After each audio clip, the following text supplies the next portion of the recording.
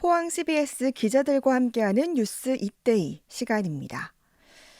자산가 행세를 하며 100억 원대 사기 행각을 벌인 포항 수산업자의 검경, 언론 유착 의혹 파문이 확산되고 있습니다. 부장검사와 경찰서장이 연루돼 좌천되거나 직위 해제된 데 이어 박영수 특검과 정치인, 언론인들 의 이름도 줄줄이 거명되고 있는데요.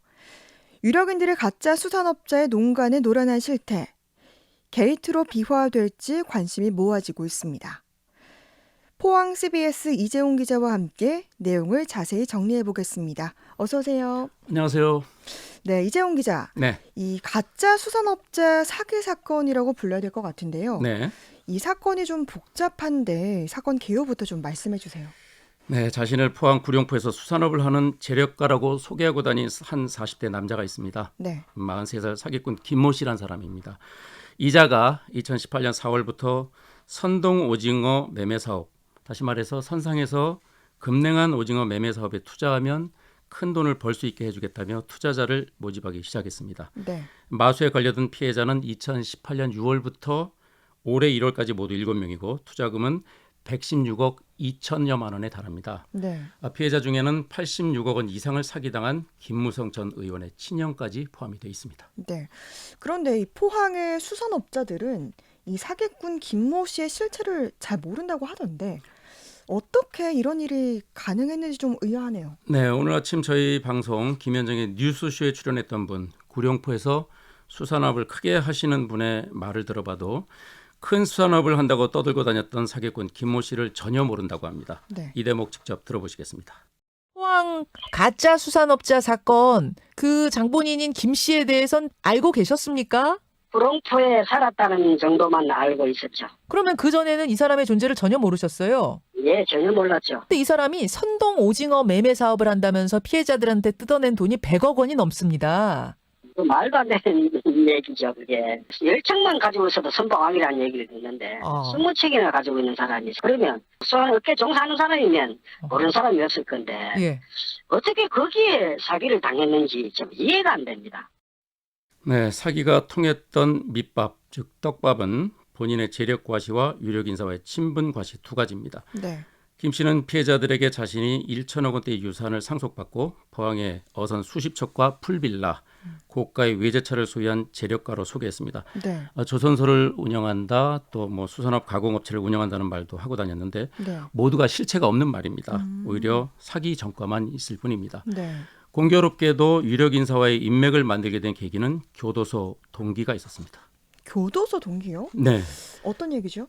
가짜 수산업자 김모 씨는 이번 사건에 앞서 지난 2016년에 1억여 원 상당의 사기죄로 징역 2년을 선고받고 복역하게 됐는데 네.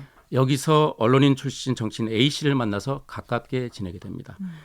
A 씨로부터 여러 정치인을 소개받고 이를 이용해서 언론사 부회장 직함, 생활체육단체 회장 등 다양한 직함을 얻게 되고 이를 발판으로 인맥을 넓히게 된 거죠. 네.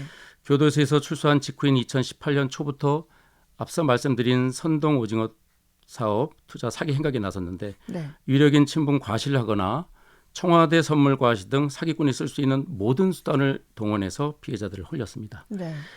지인들을 집으로 부를 때에는 문재인 대통령 부부 사진과 청와대 로고가 새겨진 술병 선물 세트 등을 일부러 진열했다고 합니다. 네. 아주 계획적이었다고 볼 수 있네요. 네. 이 검찰과 경찰 등의 연루 사실도 속속 드러났죠? 김 씨는 100억 원대 사기 혐의로 지난 4월에 구속 기소됐는데 구속되자 김 씨가 경찰에서 자신이 현직 부장검사, 총경급 경찰관, 전현직 언론인 등을 소개받아 알고 지내면서 이들에게 금품을 건넸다는 폭탄 발언을 하게 됩니다. 네. 경찰은 최근 부부장검사로 강등된 전 서울 남부지검 이무 부장검사, 참고로 이 사람은 그 대구지검 포항지청에 근무할 때 김 씨를 알게 됐다고 합니다. 네. 이 밖에 배모 포항지역 일선 총경도 금품과 접대를 받은 혐의로 직위 해제됐습니다. 네. 경찰은 이들 외에 이동훈 전 조선일보 논설위원, 엄성섭 TV조선 앵커도 청탁금지법 위반 혐의로 입건해서 수사를 하고 있습니다. 이동훈 전 논설위원은 아시다시피 한때 윤석열 전 검찰총장의 대변인을 지내기도 했는데 네. 가짜 수산업자 김모 씨로부터 골프채를, 엄 앵커는 차량을 제공받은 혐의를 받고 있습니다. 네. 김 씨는 또 TK 지역 정치인에게까지 폭넓게 접촉하려 시도를 했습니다. 포항 북구 출신 김정재 의원은 지난 2월에 이동훈 전 논설위원의 연락을 받고 나간 자리에서 김 씨를 만났는데 그 당시 김 씨는 고향 구룡포 읍에서 아버지가 큰 조선소를 운영했던 사장이라고 재력을 과시했던 것으로 전해지고 네네. 있습니다. 그 정도 인물이라면 알만도 하지만 너무 생소했던 거죠. 그래서 김 의원이 주변에 김 씨의 신원을 탐문했고 신뢰할 수 없는 사람이라는 보고가 올라오자 연락을 끊었다고 전해지고 있습니다. 네. 또 그런가 하면 박근혜, 최순실 국정농단 수사팀을 이끌었던 박영수 특별검사의 이름도 언론에 오르내리고 있습니다. 박영수 특검과 김 씨와의 밀접한 관계를 추정해 볼 수 있는 대목인데요. 네. 첫째, 박 특검이 부장검사에게 김 씨를 소개했다는 대목입니다. 남부지검 이모 부장검사는 국정농단 특검팀에서 박영수 특검과 함께 근무한 인연이 있는데 네. 이모 부장검사가 포항지청 형사 1부장으로 발령이 나자 박영수 특검이 불러서 내가 아는 지역 사람이 있다 하면서 김 씨를 소개했다는 겁니다. 네. 결과적으로 부적절한 관계의 단초를 박영수 특검이 제공한 셈이 됩니다. 네네. 둘째, 박 특검의 부인이 사기꾼 김 씨로부터 포르쉐 차량을 수일간 빌려 탔다는 의혹입니다. 빌려 탄 날짜를 렌트비로 환산하면 약 250만 원에 이릅니다. 이런 의혹에 대해 박영수 특검이 오늘 입장문을 통해서 직접 해명에 나섰는데요. 3년 전 전직 언론인 송모 씨를 통해 김 씨를 처음 만났고 그 후 두세 차례 만나 식사하고 의례적인 안부 전화를 한 적이 있으나 그 이상도 이하도 아니라는 그런 네. 취지로 해명을 했습니다. 포르쉐 차량과 관련해서는 김 씨가 한 변호사를 통해서 자신이 운영하는 렌트카 회사 차량의 시승을 권유했다. 이틀간 차량을 렌트했는데 렌트 비용 250만 원도 이 변호사를 통해서 전달했다고 해명을 했습니다. 네. 그러나 250만 원을 언제 지불했는지는 분명치가 않습니다. 아무튼 이번 사건은 사기꾼의 농간과 투자자들의 허황된 욕망, 권력기관 종사자들의 무감각해진 직업의식이 빚어낸 합작품이라고 할 수가 있습니다.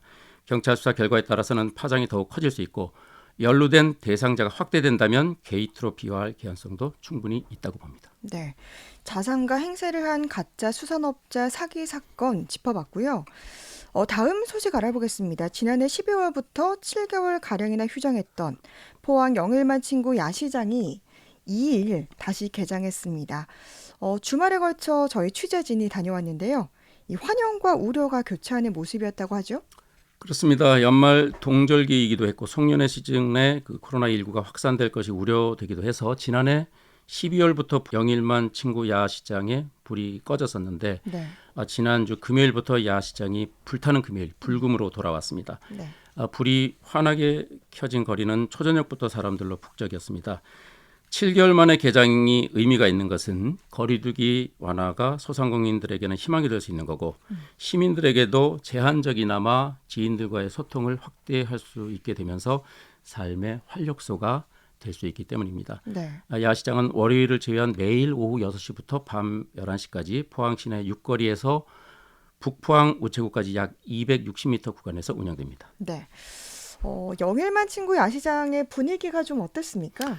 네, 저희 그 박소라 인턴 기자가 야시장 개장 첫날인 2일 저녁에 현장을 둘러봤습니다. 네. 오랜만에 문을 여는 것이라서 포항시에서 준비한 기념 공연으로 야시장 재개장을 알렸고요. 네. 그 조용하던 중앙상가에서 큰 음악 소리가 터져 나오자 갈수록 사람들이 붐비기 시작했습니다. 유튜브로 보시는 분들은 지금 사진을 통해서 현장 모습 느끼실 수가 있으실 텐데 환하게 밝혀진 시장의 매대마다 손님들이 빼곡했습니다. 오랜만에 활기찬 모습에 방문객들도 놀라는 표정이었는데 친구와 함께 야시장을 찾은 20대 중반 여성의 목소리 직접 들어보시겠습니다.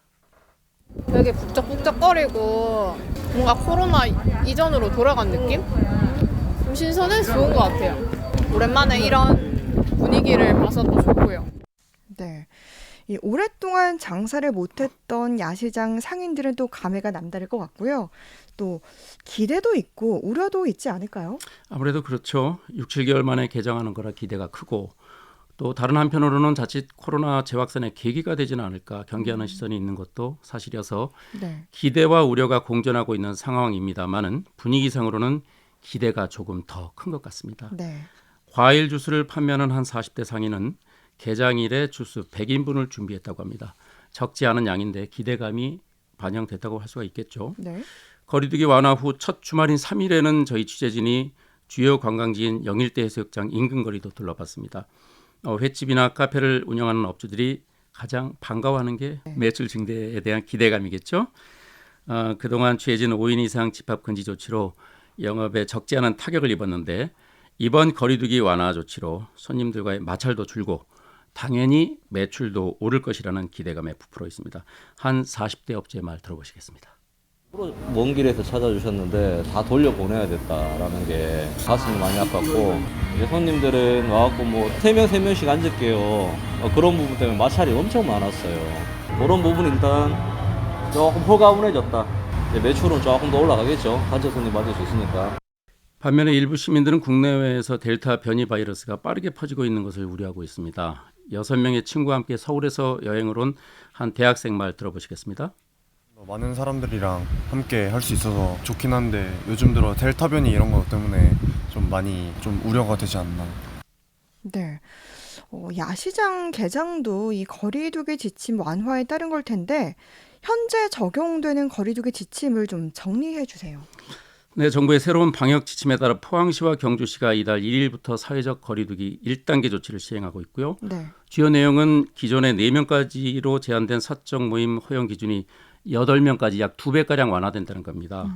이번 지침의 적용 기간은 1일부터 14일까지 2주간이고요. 네. 그 이후에는 코로나19 상황을 보아가면서 그대로 유지되거나 아니면 좀 악화되면 좀 더 강화될 수가 있겠죠.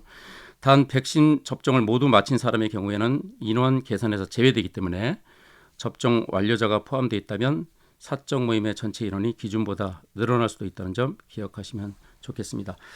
정리한다면 현재 코로나19 상황과 관련해서는 2마리 토끼를 잡아야 하는 과제가 있습니다.